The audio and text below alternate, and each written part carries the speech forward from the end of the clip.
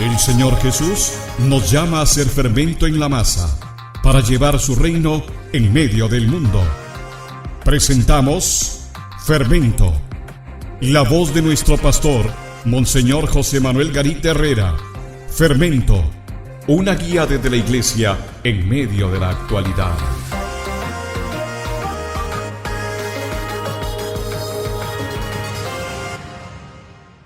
Una preocupación que crece en el país es el desempleo.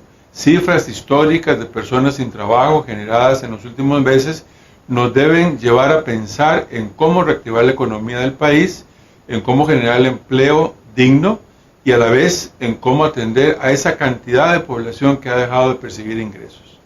Según el Instituto Nacional de Estadística y Censos, INEC, en su más reciente informe, el año 2020, cerró con un desempleo del 20%. Recordemos que en ese mismo año se había llegado incluso al 24%. En cifras concretas hablamos de 488,000 personas sin trabajo, como se indica en la página web del INEC. Como lo revela el mismo informe, la tasa de desempleo afectó más a las mujeres, con una tasa del 25,2%, mientras que en el caso de la población masculina fue de 16,4%. Esto también refleja una triste realidad, que unida a otras da cuenta de que a las mujeres se les trata diferente en materia laboral. Estas son brechas y desigualdades que deben acabarse.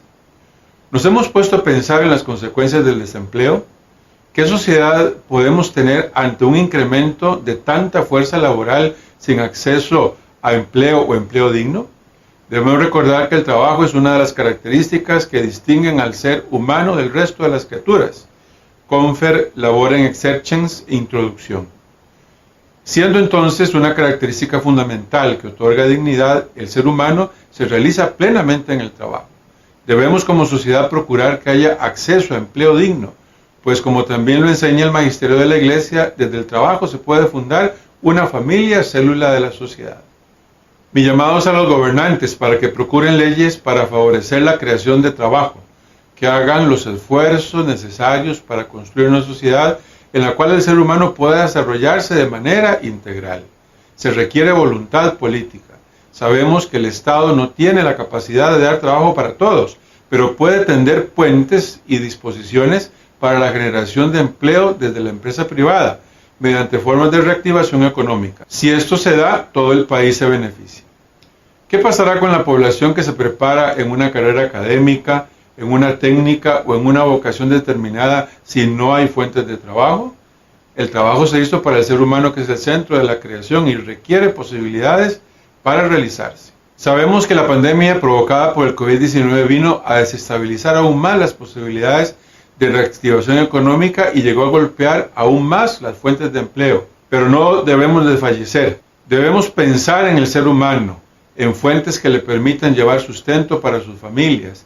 Solo así puede crecer una sociedad. Hace 2 años, en la memoria de San José Obrero, el 1 de mayo, el Papa Francisco calificó el desempleo como una tragedia mundial. Como en otros momentos le hemos dicho, sabemos también que la tecnología ha reemplazado, reemplaza y reemplazará mucha de la mano de obra. Tenemos que procurar no deshumanizar el trabajo, caso contrario, esta tragedia será peor. A propósito del año electoral que vivimos, trabajemos todos, sin cálculos políticos, por propuestas que permitan generar trabajo digno. Les saluda y bendice cordialmente Monseñor José Manuel Garita Herrera, obispo de Ciudad Quesada.